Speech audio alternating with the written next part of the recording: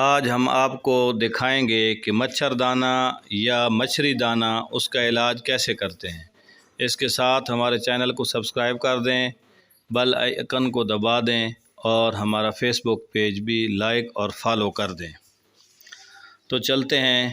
یہ اصل میں مچھری دانہ ہوتا ہے۔ مچھری ایک چھوٹی سی ہوتی ہے، وہ ان کی بیٹھ پر ان کے کیج میں ہی پیدا ہو جاتی ہے، اس کی وجہ سے یہ دانے ہوتے ہیں۔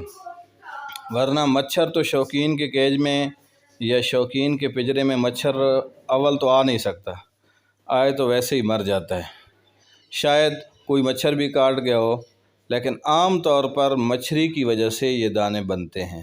چھوٹی جو باریک مچھری ہوتی ہے وہ ہم آپ کو دکھائیں گے بھی صحیح۔ وہ اسی موسم میں آتی ہے عام طور پر، اور اس کا علاج کرنے کے لیے بہت سے طریقے ہیں۔ سر دست یہ ہے کہ آپ کھلانے کے لیے اس کو، یہ پنیر جس کو ہم خمجیرہ بھی بولتے ہیں، یہ چھیل کر، بالکل اس کے اوپر چھلکا نہ ہو، یہ ایک دانہ صبح اور ایک دانہ شام اس کو کھلائیں گے۔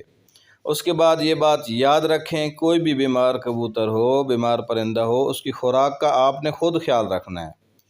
اگر اس کو ماں باپ فیڈنگ کرا رہے ہیں تو ٹھیک ہے، اور اگر وہ بڑا ہے تو وہ کھائے گا نہیں۔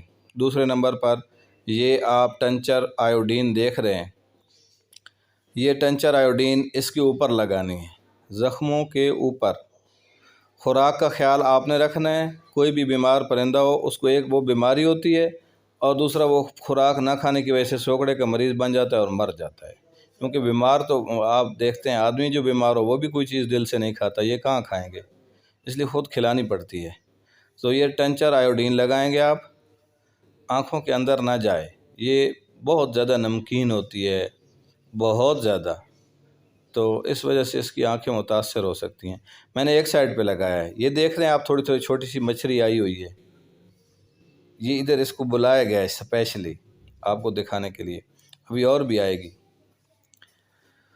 تو چونکہ علاج زیادہ ہوتے ہیں، دونوں بتانے کے لیے ہم نے ایک سائڈ پر یہ استعمال کی ہے، صرف آپ کو بتانے کے لیے، ورنہ آپ تو ساری سائڈوں پر یہی لگائیں گے نا۔ تو دوسری سائڈ پر لگانے کے لیے یہ لہسن ہے، جس کو ہم تھوم بھی کہتے ہیں، اور ہر قسم کے مثالوں میں استعمال ہوتا ہے، ہر گھر کی ضرورت ہے، ہر گھر میں موجود ہوتا ہے۔ اس کی آپ ایک دو پھلیاں لے لیں، ان کو چھیل لیں یا ویسے ہی پیس لیں۔ اس کا پانی لگانا ہوتا ہے، اور اس کا طریقہ یہ ہے کہ آپ پیس کر اس کو اچھی طرح نچوڑ کے وہ پانی اس کے اوپر لگا دیں۔ اس سے بھی اس کو کافی افاقہ ہوتا ہے، یہ بھی ایک اچھا علاج ہے، اور شوقین حضرات اسے بھی کرتے ہیں۔ ساتھ ساتھ خوراکی نسخہ بھی دینا ہے، اور اوپر لگانے کے لیے یہ چیزیں ہیں، اور خوراک کا بھی خیال رکھنا ہے۔ پرندہ جو ہے آپ کا بالکل ٹھیک ہو جائے گا۔ یہ جب ٹھیک ہو جائے گا تو آپ کو دکھائیں گے ہم اس کا علاج کر رہے ہیں۔ اس کے بعد ایک آخری علاج ہے جو آپ شوقین کے لیے تو مناسب نہیں ہے، عام آدمی جو ٹینشن نہ لینا چاہتا ہو اس کے لیے، اور وہ بھی بڑا اتھینٹک علاج ہے۔ وہ یہ ہے کہ آپ اس کو ذبح کر کے پھینک دیں، نہ رہے گا بانس، نہ بجے گی بانسری۔ اللہ اللہ اور خیر صلی اللہ۔ باقی علاج کرنا یہ سنت ہے، آپ ثواب سمجھ کے علاج کریں، اپنی چیزوں کی خدمت کریں۔ اللہ حافظ، السلام علیکم ورحمۃ اللہ وبرکاتہ۔